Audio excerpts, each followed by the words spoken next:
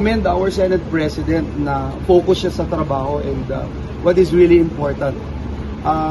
Yun yung ginawa ko ng Senado.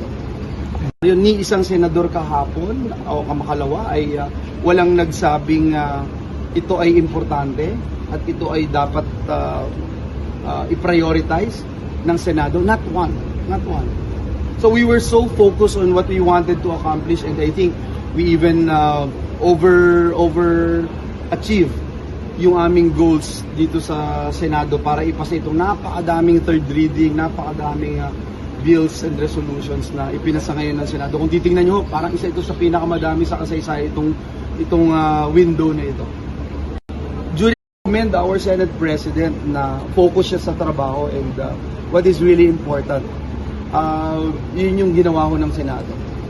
Yun, ni isang senador kahapon o kamakalawa ay walang nagsabing ito ay importante at ito ay dapat i-prioritize ng Senado. Not one.